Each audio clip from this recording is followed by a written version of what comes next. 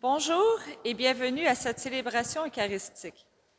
La messe d'aujourd'hui sera célébrée pour le repos de l'âme de Roméo et Laurette Sauvé par leur fils aîné, pour le repos de l'âme de Claire Gauthier par Roland O'Brien, en l'honneur de Saint-Antoine de Padoue par Roland, pour le repos de l'âme de Elménégide d'Achillimier par sa famille proche. Le président de la célébration sera l'abbé Jacques Cambangou, le curé. Entrons en célébration.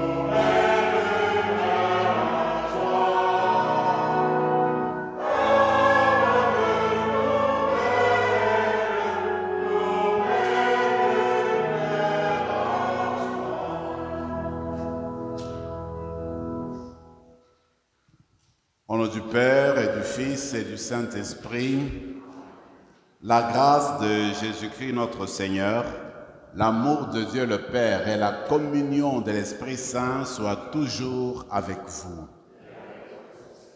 Nous célébrons aujourd'hui le 4e dimanche du temps ordinaire.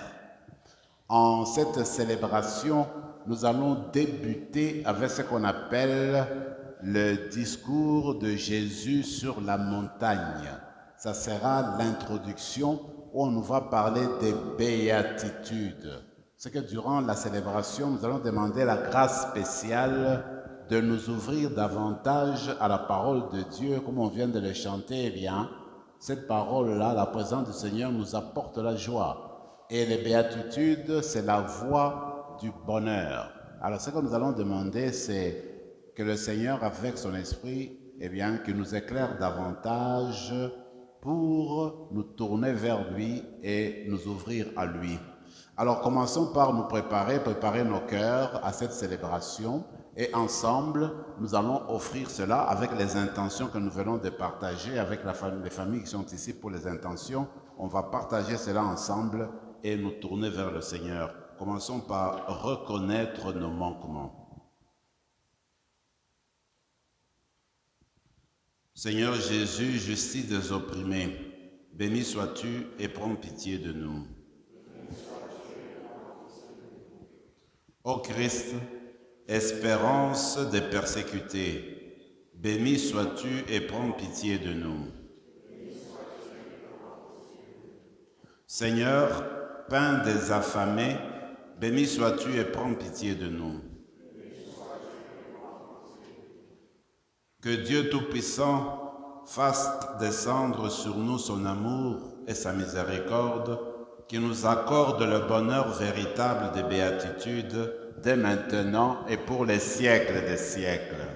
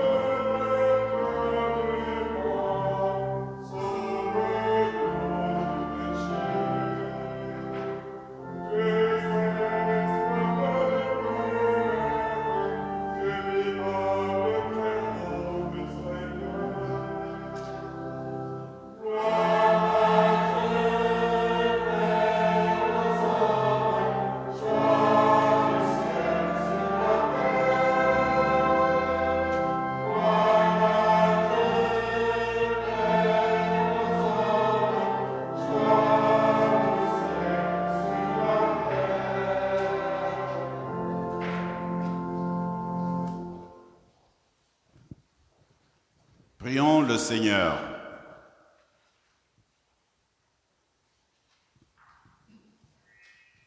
Accorde-nous, Seigneur notre Dieu, de pouvoir t'adorer de tout notre esprit et d'avoir envers tous et toutes une vraie charité.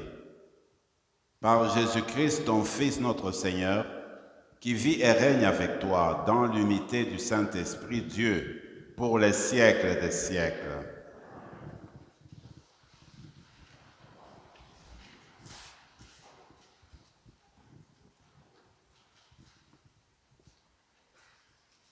Du livre du prophète Sophonie.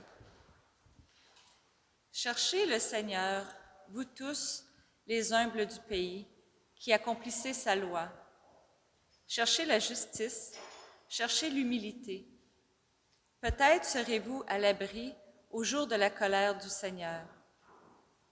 Je laisserai chez toi un peuple pauvre et petit. Il prendra pour abri le nom du Seigneur. Ce reste d'Israël ne commettra plus d'injustice. Ils ne diront plus de mensonges. Dans leur bouche, plus de langage trompeur. Mais ils pourront paître et se reposer. Nul ne viendra les effrayer. Parole du Seigneur.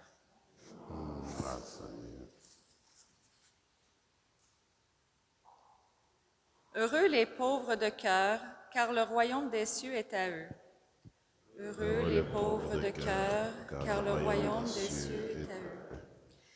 Le Seigneur fait justice aux opprimés. Aux affamés, il donne le pain. Le Seigneur délie les enchaînés. Heureux les pauvres de cœur, car le royaume des cieux est à eux. Le Seigneur ouvre les yeux des aveugles. Le Seigneur redresse les accablés. Le Seigneur aime les justes. Heureux les pauvres de cœur. Le Seigneur protège l'étranger. Il soutient la veuve et l'orphelin. Le Seigneur est ton Dieu pour toujours. Heureux les pauvres de cœur.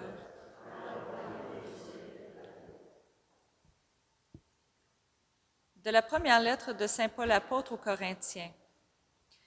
Frères, vous qui avez été appelés par Dieu, regardez bien. Parmi vous, il n'y a pas beaucoup de sages aux yeux des hommes, ni de gens puissants ou de haute naissance.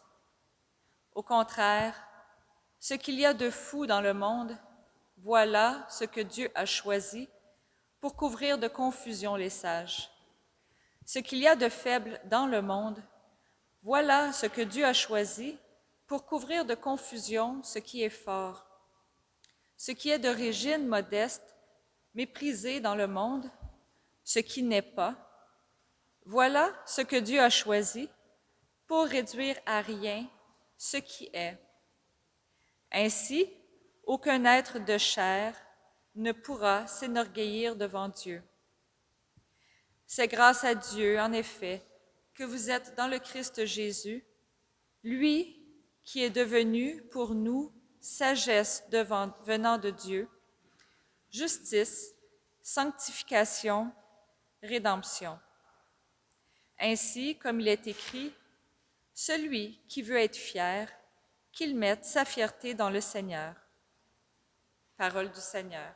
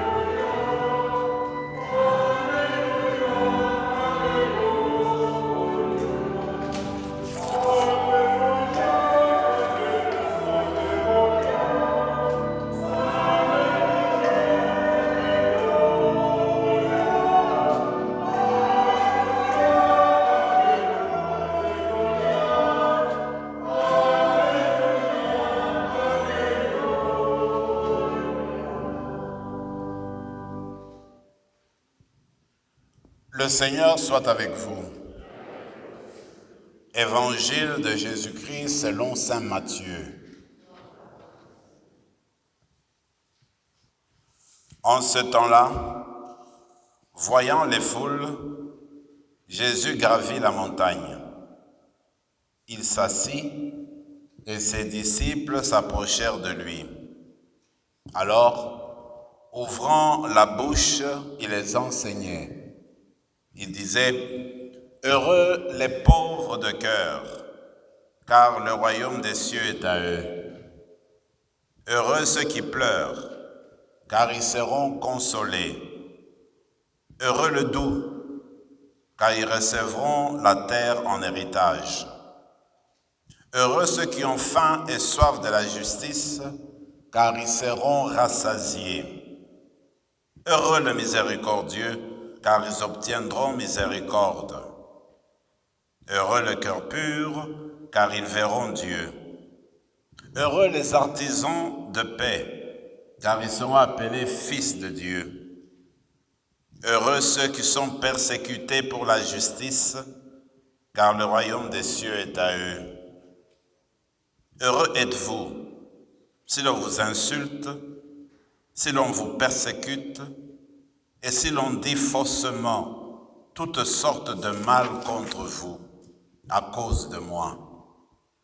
Réjouissez-vous, soyez dans l'allégresse, car votre récompense est grande dans les cieux. Acclamons la parole de Dieu.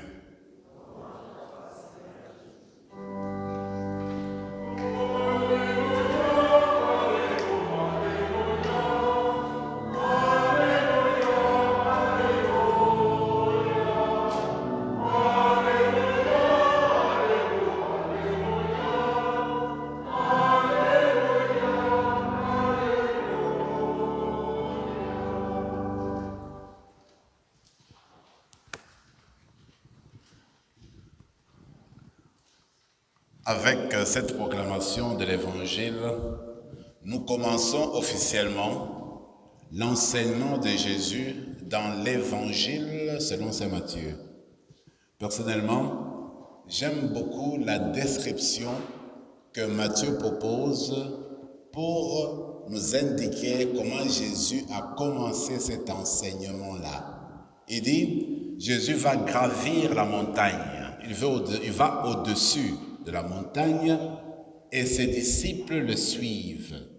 Arrivé au sommet de la montagne, il s'assoit et il commence à enseigner. D'abord, comme pour dire, pour saisir le message du Seigneur, il faut sortir de la routine, il faut sortir de la torpeur, il faut sortir du quotidien, il faut s'élever, gravir la montagne, aller au niveau de Jésus, s'approcher de lui pour être en mesure de le saisir. Et quand il enseigne au-dessus de la montagne, ça veut dire qu'il veut atteindre toutes les personnes qui le voient. Et même la montagne aujourd'hui peut être saisie comme la montagne de l'Église. En fait, Jésus se met au sommet de l'Église et dans toutes les nations aujourd'hui, dans toutes les églises du monde, il s'assoit et il commence à enseigner. D'ailleurs, la position assise était la belle position, la position de choix qui était réservée aux maîtres, aux enseignants. Ils s'asseyaient et ils adressaient la parole, ils enseignaient. D'ailleurs, cela nous est resté encore aujourd'hui dans certaines célébrations des évêques, l'évêque de Rome ou les autres évêques, au moment d'enseigner solennellement, ils s'assoient, ils commencent à enseigner la manière de Jésus. En fait, quand le Seigneur ouvre sa parole, il commence à nous parler des béatitudes. Il commence avec le terme « heureux ». Mais les béatitudes, souvent, on les a entendues proclamer. Et peut-être que nous en connaissons une ou l'autre par cœur. Mais aujourd'hui, ce qui nous est proposé, c'est d'essayer de nous arrêter pour essayer de les approfondir et de les comprendre à fond. Qu'est-ce que le Seigneur a voulu nous dire? En fait, ce qui a fait couler beaucoup d'encre, c'est d'abord la première béatitude qui parle des pauvres. C'est vrai qu'aujourd'hui, dans le monde que nous vivons, avec la pandémie qui a eu lieu, avec la crise économique, avec la crise écologique, l'écart entre les pauvres et les riches au niveau international d'abord et continue toujours à s'agrandir. C'est vrai qu'il y a des pauvres un peu partout dans le monde. Mais en fait, ce qu'il faudrait faire, c'est se limiter d'abord dans notre ville ici, à Ottawa, pour se rappeler qu'alors que nous célébrions la fête de Noël, on nous a plusieurs fois rappelé que dans les banques alimentaires, eh bien, on avait besoin de beaucoup plus de nourriture parce que le nombre de familles qui se présentaient dans nos banques alimentaires ici à Ottawa augmentait et qu'on pouvait sentir la pauvreté, on pouvait sentir le besoin qu'avaient certaines familles, certaines personnes pour trouver à manger d'une manière, n'est-ce pas, quotidienne. Alors, pour dire que la réalité est avec nous. Et même, j'entendais l'autre jour à la radio, on insiste beaucoup sur la reprise du centre-ville d'Ottawa pour que les petits commerces puissent se relancer et que les gens puissent retrouver leur salaire, leur travail en vue, n'est-ce pas, de faire rouler l'économie. La même chose pour le centre-ville de Gatineau, où on veut relancer le centre-ville parce qu'on voudrait que l'économie roule. Bref, la pauvreté existe et puis nous en faisons face au jour le jour. Et même, il ne faut pas se limiter simplement à la pauvreté de la personne ou des personnes qui sont sans argent. Il y a aussi les personnes qui sont exclues, les personnes qui sont exploitées, les personnes qui sont victimes de leur dépendance. Ça peut être l'alcool, ça peut être la drogue, ça peut être le jeu de société, etc. Alors, toutes ces personnes-là, en fait, parce que le Seigneur les évoque, vous et moi, nous sommes invités à faire attention autour de nous et de venir en aide dans la mesure du possible aux personnes qui sont dans la pauvreté parce qu'ils sont dans le cœur de Dieu. Ils sont proches de Dieu, ils sont du côté de Dieu. Dieu est de leur côté en fait, parce que le Seigneur le présente dans la toute première béatitude. Mais ce qui est beau, c'est de voir que dans la version de Matthieu, quand il nous parle de béatitude, il évoque la pauvreté de cœur. Pauvreté de cœur, c'est-à-dire quoi? C'est-à-dire que on peut être nanti, on peut avoir des richesses, on peut avoir des dons innombrables, mais ce qui compte, c'est Dieu.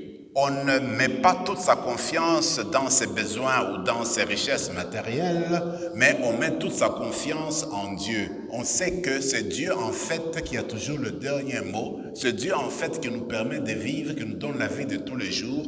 La pauvreté d'esprit, la pauvreté de cœur en fait, veut tout simplement dire que Dieu conduit notre monde. Dieu est au cœur de notre monde, ce monde-ci appartient à Dieu et nous nous abandonnons entre ses mains et nous voulons qu'il conduise, qu'il continue à guider ce monde-ci. Vous et moi, nous sommes invités à chercher cette pauvreté de cœur pour donner plus de place à Dieu dans notre vie, dans les hauts et les bas de la vie, dans le moment d'épreuve. Nous sommes invités à ne pas oublier que le Seigneur ne nous abandonne pas. C'est pourquoi il dit « Heureux les pauvres de cœur ». En 2018 exactement, le 19 mars, la solennité de Saint Joseph, eh bien, le pape de Rome, l'évêque de Rome, a publié l'exhortation apostolique sur la sainteté. Et dans cette exhortation, il rappelait que tout baptisé est invité à devenir saint, que la sainteté n'était pas une vocation réservée aux élites, que c'était tout le peuple de Dieu, chaque disciple du Seigneur qui était invité, qui était appelé à devenir saint, que la sainteté était ouverte à toutes les familles, à toute personne. Et puis, il présentait les béatitudes comme la voie qui conduit à la sainteté. Toutes les personnes saintes, toutes les personnes dans l'Église, notre Vierge Marie, la Mère de Dieu, tous les saints et saints, Saint Rémy, patron de notre Église, toutes ces personnes-là ont essayé de vivre d'une façon ou d'une autre l'esprit des béatitudes. En fait, les béatitudes, moi je me dis toujours, quand tu en prends une, tu essaies de l'approfondir, de la vivre, eh bien cette béatitude va te servir de tremplin pour accueillir les autres béatitudes. Il y en a 8. Donc pour le vivre, il faudrait commencer par une. Par exemple, quand nous nous arrêtons sur la béatitude de la douceur, heureux le doux. Regardez, dans notre monde aujourd'hui, eh bien, sont des conflits, eh bien, c'est la compétition, c'est le plus fort qui gagne, c'est le plus riche qui s'avance, eh bien, c'est un monde de compétition. Et Jésus vient nous dire, heureux le doux. Être doux, en fait, c'est-à-dire quoi? Être doux, c'est accepter l'autre. Être doux, c'est venir à la rencontre de l'autre. Et Sainte Thérèse de Lisieux a une expression formidable. Il dit, en fait, c'est quoi la douceur? La douceur, c'est tout simplement cette charité qui nous permet d'accepter les défauts des autres. Cette grande charité qui nous permet d'être patient envers les fautes, les limites des autres. C'est extraordinaire. Alors, la douceur, regardez Jésus lui-même. Pour comprendre les béatitudes, en fait, il faut s'inspirer de Jésus lui-même. Parce que Jésus, tout ce qu'il prêche, ressort de sa vie, ressort de son cœur. Et en Jésus, il n'y a pas de dichotomie entre son enseignement et ses actions. Quand il parle de béatitudes, c'est que lui-même les a vécues. Regardez, quand il parle de la douceur, lui-même, celui qui est doux, il a dit à ses apôtres, venez à moi, vous tous qui peinez, car je suis doux et humble de cœur. Vous vous rappelez le jour de Ramon, quand il entre à Jérusalem, il monte sur un âne. Ce n'est pas sur un cheval de combat, sur un âne. La douceur de Jésus. Vous et moi, nous sommes invités à chercher la douceur, l'humilité, la bonté du cœur, être des personnes douces, des personnes qui accueillent, qui essaient de comprendre d'abord les autres et ensuite qui essaient de participer à l'amélioration du monde à la manière de Jésus. Il me semble que ce qui est important aujourd'hui, c'est cette béatitude qui nous parle de la paix, être des artisans et artisanes de la paix. Dans le monde d'aujourd'hui, il y a encore des guerres qui ne cessent de jaillir ici et là, dans des pays qui sont toujours en conflit, des peuples qui sont toujours en tension. Et aujourd'hui, le Seigneur vient dire, heureux les artisans de la paix, les personnes qui cherchent la paix. Les disciples du Christ sont invités à embrasser la paix dans leur vie et à être des artisans et artisanes de la paix, c'est-à-dire être des personnes qui posent, qui sont des traits d'union entre les peuples, entre les cultures, des personnes qui font la promotion de l'entente, de la réconciliation, de la paix. Pour que les choses avancent, eh bien, il faudrait qu'il y ait la paix autour de nous. Alors, les béatitudes, en fait, l'esprit des béatitudes est celui qui nourrit et qui encourage l'établissement de la paix intérieure, l'établissement de la paix extérieure, qu'il n'y ait pas de conflit dans notre cœur, qu'il n'y ait pas de conflit en dehors de nous. Voyez-vous. Et ensuite, moi je me dis, quand on parle de la justice et de la paix, eh bien, il faut chercher la justice, il faut chercher la paix. La justice dans ce monde, il faut avoir faim et soif de la justice. Regardez, quand on a faim, tout de suite on court pour aller boire. C'est de l'instinct. On a faim et il faut manger. C'est de l'instinct. Et on fait tout pour manger. Et le Seigneur dit, heureux ceux qui ont soif et faim de la justice. C'est-à-dire que quand on voit de l'injustice, eh bien, on a une force en nous qui nous conduit à nous battre contre l'injustice et à chercher à respecter les droits des autres. Voyez-vous, donc on peut parler de beaucoup de choses en ce qui concerne l'esprit des béatitudes. Ce que je vous propose, c'est de se concentrer, d'accueillir Jésus dans votre vie, parce que sans lui, nous ne pouvons pas réussir à vivre l'esprit des béatitudes. Comme je le disais au début, il faut sortir de notre routine, il faut gravir la montagne, arriver au niveau du Seigneur, c'est-à-dire il faut sortir de notre orgueil, sortir de nos égoïsmes, de notre confort, rejoindre Jésus au sommet. Alors c'est à partir de ce sommet-là qui va nous permettre d'accueillir les 8 béatitudes dans notre vie.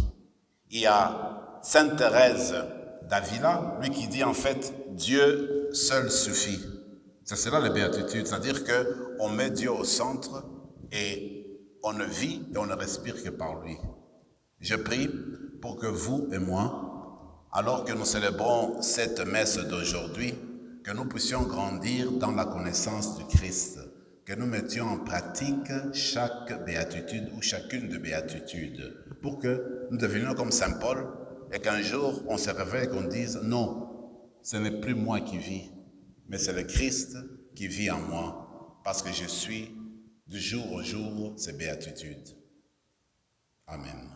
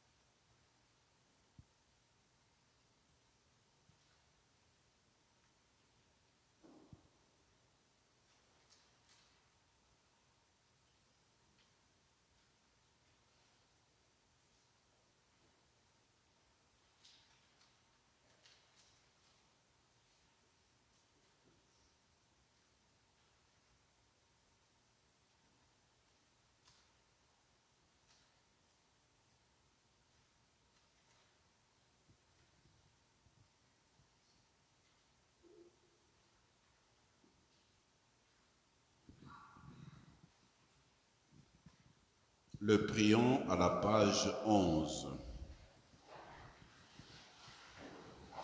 Je crois en un seul Dieu, le Père Tout-Puissant, Créateur du ciel et de la terre, de l'univers visible et invisible. Je crois en un seul Seigneur, Jésus-Christ, le Fils unique de Dieu, né du Père avant tous les siècles. Il est Dieu, né de Dieu, lumière, né de la lumière, vrai Dieu, né du vrai Dieu, engendré, non pas créé, consubstantiel au Père, et par lui tout a été fait. Pour nous les hommes et pour notre salut, il descendit du ciel. Par l'Esprit Saint, il a pris chair de la Vierge Marie et s'est fait homme. Crucifié pour nous sous Ponce Pilate, il souffrit sa passion et fut mis au tombeau. Il ressuscita le troisième jour, conformément aux Écritures, et il monta au ciel. Il est assis à la droite du Père. Il reviendra dans la gloire pour juger les vivants et les morts, et son règne n'aura pas de fin. Je crois en l'Esprit Saint, qui est Seigneur et qui donne la vie. Il procède du Père et du Fils. Avec le Père et le Fils, il reçoit même adoration et même gloire. Il a parlé par les prophètes. Je crois en l'Église, une, sainte, catholique et apostolique. Je reconnais un seul baptême pour le pardon des péchés. J'attends la résurrection des morts et la vie du monde à venir. Amen. Comme les foules qui suivaient Jésus, entraînons dans notre prière les petits, les humbles, les pauvres, héritiers et héritières du royaume des cieux, et disons ensemble, Dieu de la vie, écoute-nous.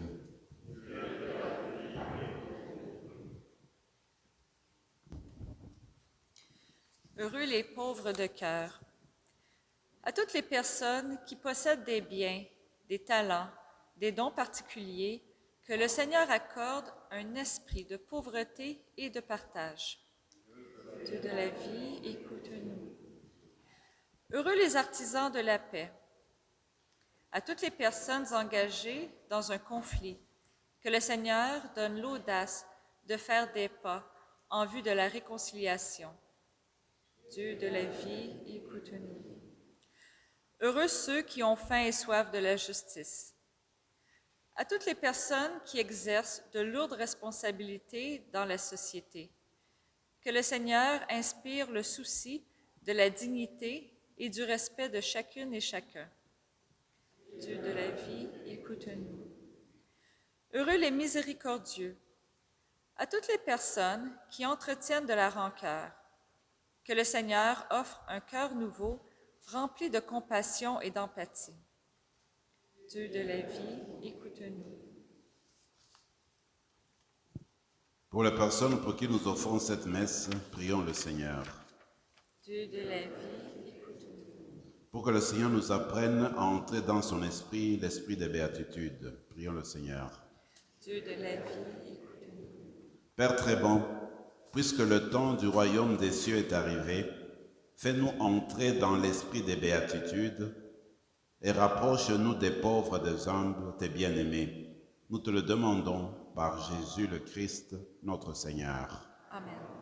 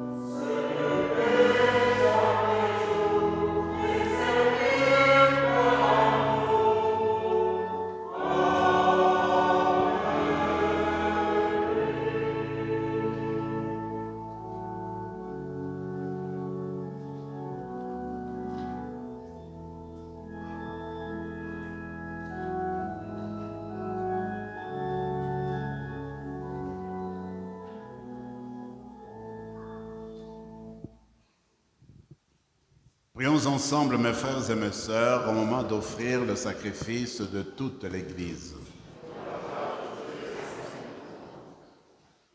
Pour te servir, Seigneur, nous déposons nos présents sur ton autel. Accueille-les favorablement pour qu'ils deviennent le sacrement de notre rédemption. Par le Christ, notre Seigneur. Le Seigneur soit avec vous. Élevons notre cœur. Rendons grâce au Seigneur notre Dieu. Vraiment, il est juste et bon, pour ta gloire et notre salut, de t'offrir notre action de grâce toujours et en tout lieu. Seigneur, Père très saint, Dieu éternel et tout-puissant. Toi, le Créateur de tous les éléments du monde, Maître des temps et de l'histoire, tu as formé l'être humain à ton image et tu lui as soumis l'univers et ses merveilles. Tu lui as confié ta création afin qu'il en soit le gardien et qu'en admirant ton œuvre, il ne cesse de te rendre grâce par le Christ notre Seigneur. C'est pourquoi nous te louons avec tous les anges et, dans la joie, nous te célébrons en proclamant.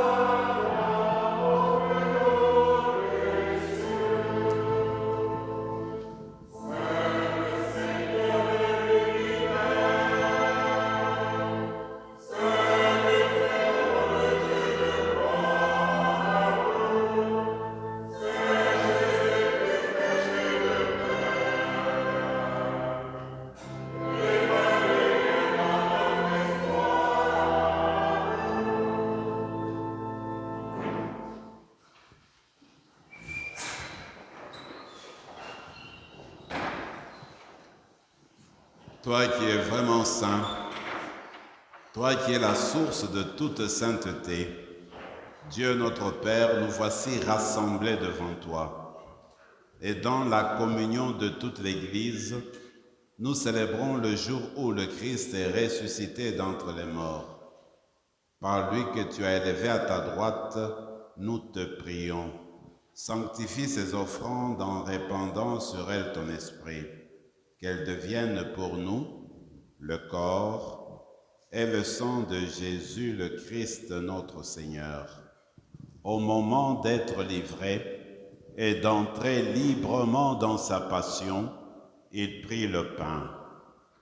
Il rendit grâce, il le rompit et le donna à ses disciples en disant « Prenez et mangez-en tous, ceci est mon corps livré pour vous. »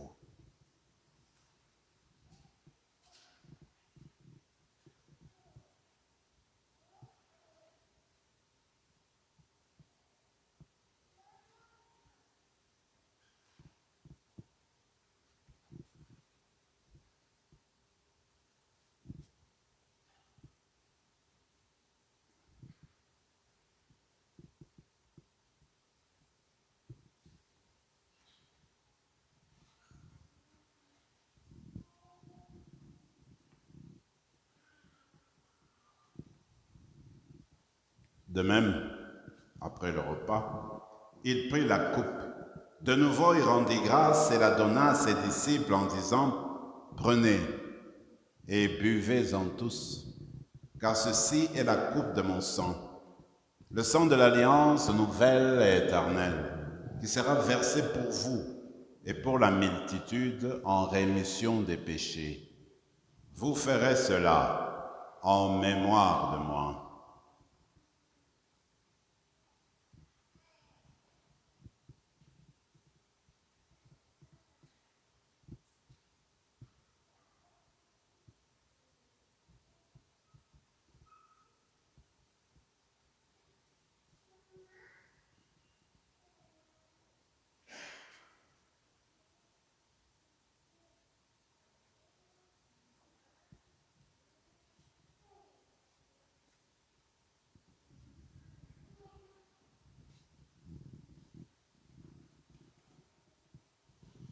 Mystère de la foi.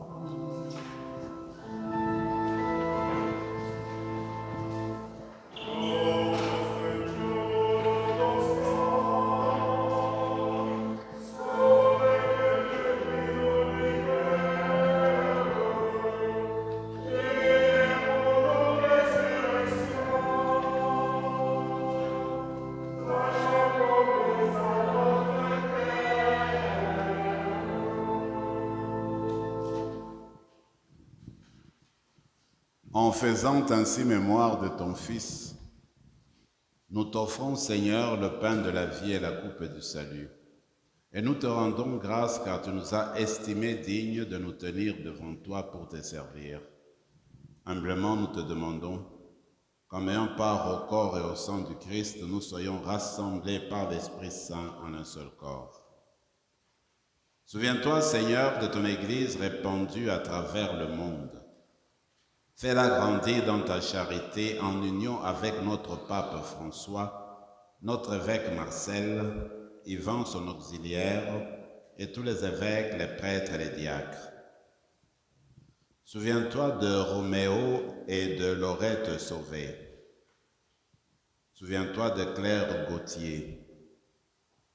Et souviens-toi d'Hermenegilde Ndayishimiye, tes serviteurs que tu as appelés auprès de toi. Puisqu'ils ont été unis à la mort de ton Fils, accorde-leur de participer à sa résurrection. Souviens-toi aussi de nos frères et sœurs qui se sont endormis dans l'espérance de la résurrection. Et souviens-toi dans ta miséricorde de tous les défunts. Accueille-les dans ta lumière, auprès de toi, dans la lumière de ton visage. Sur nous tous, enfin, nous implorons ta bonté. Permets qu'avec la Vierge Marie, la bienheureuse Mère de Dieu, avec Saint Joseph son époux, avec les apôtres, Saint Antoine de Padoue, Saint Rémy et tous les saints qui ont fait ta joie au long des âges, nous ayons part à la vie éternelle et que nous chantions ta louange et ta gloire par ton Fils Jésus, le Christ.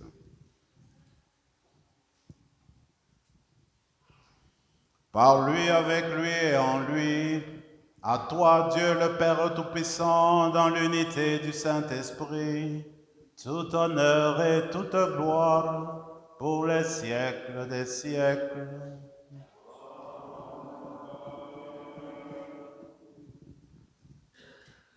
Nous allons reprendre la prière de notre Père, et puis c'est la prière des enfants de Dieu. Et nous voulons demander l'esprit de béatitude pour que nous ressemblions davantage à notre Père, parce que les béatitudes sont la révélation du Christ, sont la révélation de Dieu. Nous allons prier pour que les mêmes béatitudes soient la révélation de notre filiation. Ensemble, notre Père qui es aux cieux, que ton nom soit sanctifié, que ton règne vienne, que ta volonté soit faite sur la terre comme au ciel. Donne-nous aujourd'hui notre pain de ce jour. Pardonne nos offenses comme nous pardonnons aussi à ceux qui nous ont offensés. Et ne nous laisse pas entrer en tentation. Délivre-nous de tout mal, Seigneur, et donne la paix à notre temps. Soutenus par ta miséricorde, nous serons libérés de tout péché, à l'abri de toute épreuve, nous qui attendons que se réalise cette bienheureuse espérance, l'avènement de Jésus-Christ, notre Sauveur.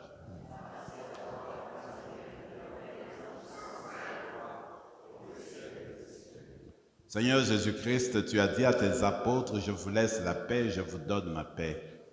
Ne regarde pas nos péchés, mais la foi de ton Église, pour que ta volonté s'accomplisse, donne-lui toujours cette paix et conduis-la vers l'unité parfaite, toi qui vis et règnes pour les siècles des siècles.